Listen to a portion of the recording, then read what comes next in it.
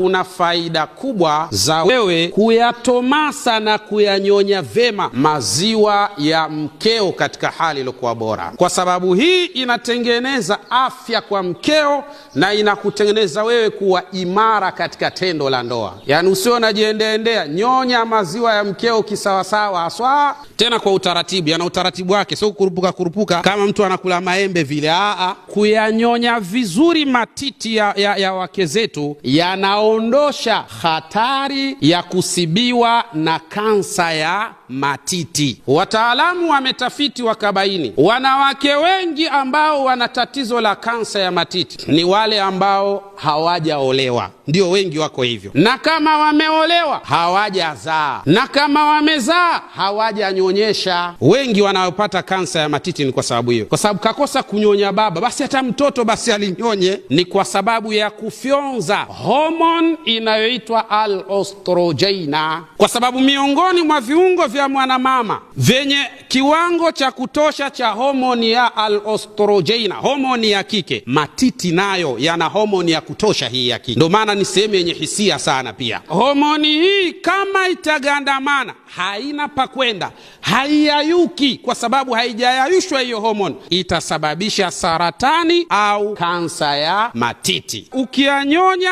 vizuri matiti ya mkeo, basi hii ni sawa na kulinda afya ya moyo wa mkeo, lakini kadhalika na afya ya mishipa ya damu ya mkeo. Kwa maana tukio la kunyonya vizuri matiti ya mkeo ni sawa na kulinda moyo wake, ni sawa na kulinda mishipa ya damu. Kwa nini? Kwa sababu ifuatayo: ukitomasa na ukayanyonya vizuri maziwa ya mkeo, mapigo ya moyo kwa mkeo nayo yanapanda, yanakuwa juu. Yakiwa juu kunatokea nini? Kwa sababu hali ya namna hii, kwa kuwa mapigo ya moyo yako juu na damu inatembea kwa kasi, maana yake oxygen itakuwa ni nzuri na damu inasafishwa sana pale ambapo wewe unapotomasa na kunyonya matiti ya mkeo katika mazingira kama haya. Mume anapoyanyonya vizuri kabisa yale maziwa ya mkewe, inaonyesha mwili wake unatengeneza vema chembe kinga, na hivyo kuprotekti na kuulinda vizuri mwili wa mwanamama huyo. Maana yake kama mwili wa mwanamama ukiwa chembe kinga au system ya kinga iko imara, maana yake inaua baadhi ya bakteria na vijidudu ambavyo vinaweza kusababisha maradhi. Tunayajua haya au tunajiendeendea? Na mtu mwingine ndo akishagusagusa tu sekunde mbili khalas kaisha ingia kwenye jambo husika. Wallahi kuna watu hapo katika ndoa hawajawahi kunyonya matiti ya wake zao. We vipi bwana? Nyonya hasa shekhe. We vipi? Ndio mambo yalivyo. Nyama za titi hazitakiwi kukakamaa, inatakiwa zitengeneze aina fulani ya ulegevu katika mazingira kama haya. Kwa nini? Kwa sababu ostrogena ikigandamana, ikaganda pale mahala, inaanza kutengeneza uvimbe kwa ndani. Ule uvimbe sasa unakuwa hamida, baada yake unabadilika unakuwa al-awramul khabith. Ukiwa al-awramul khabith sasa unaanza kutengeneza thulul,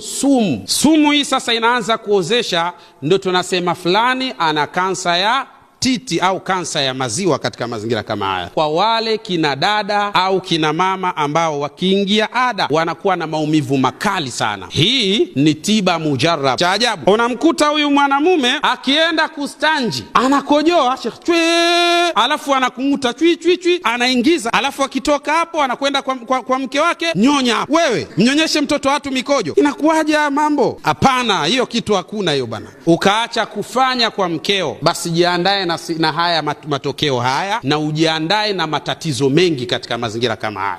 Ndio maana kila kitu kikifanywa kwa taratibu zake, mambo yanakwenda vizuri biidhnillah subhanahu wa ta'ala.